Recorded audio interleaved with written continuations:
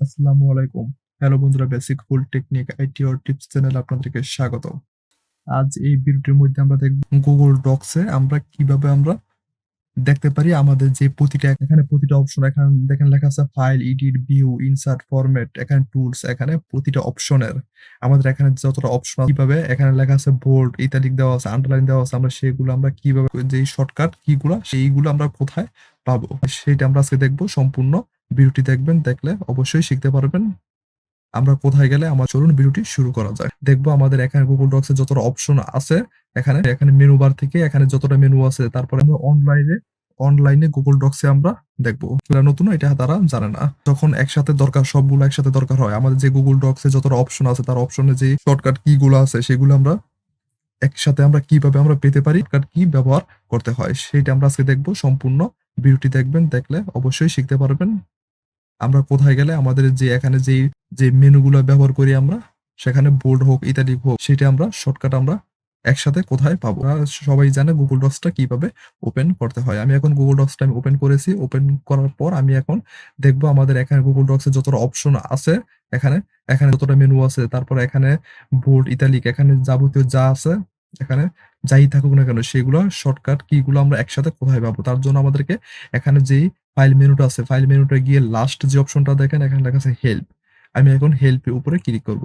Help উপরে click করার পর আমাদের এখানে অনেকগুলো অপশন চলে আসবে। এটা আছে কিবোর্ড শর্টকাট। এখন আমি কিবোর্ড শর্টকাটের উপরে ক্লিক করব। ক্লিক করার পর আমাদের দেখেন যে বক্সটা, এই বক্সটা আমাদের এখানে চলে আসছে। বক্সে যতটা কিবোর্ডের শর্টকাট গুলো আছে সেগুলো আমাদের এখান থেকে আমরা সবগুলো আমরা একসাথে দেখতে পারবো। দেখেন এখানে ফার্স্ট থেকে লাস্ট পর্যন্ত যাবেন, সবকিছু দেখতে পারবেন কোনটায় কোন মেনুতে কি শর্টকাটটা ব্যবহার করা হয়। এখানে বাম পাশে দেখেন কটা অপশন দেওয়া আছে। একটা হলো টেক্সট ফরম্যাটিং, তারপর হলো প্যারাগ্রাফ ফরম্যাটিং, তারপর হলো উইথ অবজেক্ট, তারপর হলো এডিটিং, তারপর হলো নেভিগেশন, তারপর হলো মেনু, তারপর হলো কমেন্টস। টেক্সট ফরম্যাটিং এর মধ্যে আমাদের এখানে প্রথমে আছে বোল্ড, ইতালিক, আন্ডারলাইন, টেক্সট।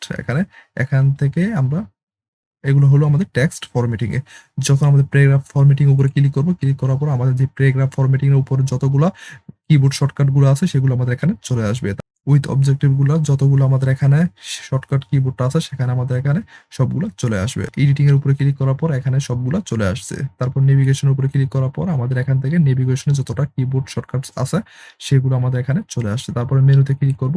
মেনুতে ক্লিক করার পর এখানে দেখেন লেখা আছে file, edit, view, insert, format, tools. এখানে ফাইল মেনু যখন আমি যাবো, এখানে আমি এই শর্টকাটটা ব্যবহার করে আমি এখান থেকে আমি যেতে পারবো Alt shift F or Alt F. এটা আমরা ব্যবহার করতে তারা এফ ব্যবহার করতে পারবো। তারপর এডিট মেনুর জন্য আমরা এটা ব্যবহার করতে পারবো। তারপর ভিউ মেনুর জন্য আমরা এই শর্টকাটটা ব্যবহার করতে পারবো। তারপর ইনসার্ট মেনুর জন্য এই শর্টকাটটা ব্যবহার করতে পারবো। আমরা এখানে মেনুর যতটা মেনু আছে ততটা মেনুর জন্য আমরা এটা ব্যবহার করতে পারবো। তারপর এখানে লেখা আছে কমেন্টস। কমেন্টস এর জন্য আমাদের এখানে কিছু শর্টকাট দেওয়া আছে। আমরা এগুলো আমরা এখান থেকে ব্যবহার করতে পারি। যারা নতুন তারা যখন তাদের সবগুলো একসাথে দরকার, তারা এখান থেকে এসে কিবোর্ডের শর্টকাট গুলা একসাথে দেখতে পারে, তারা শিখতে পারবে। ঠিক আছে, ফাইল মেনু।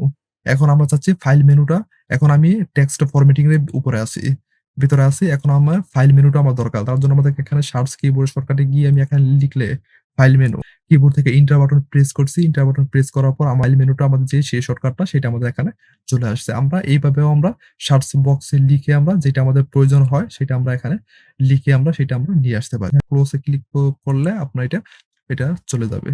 যে কিবোর্ড শর্টকাটটা আছে সেটা আমরা সবগুলো একসাথে আমরা নতুন তারা সবগুলো একসাথে দেখতে পারে। ভিডিওটি এতটুকু পর্যন্ত, আবার দেখা হবে পরবর্তী ভিডিওতে। ভালো থাকবেন, সুস্থ থাকবেন, সবাইকে ধন্যবাদ।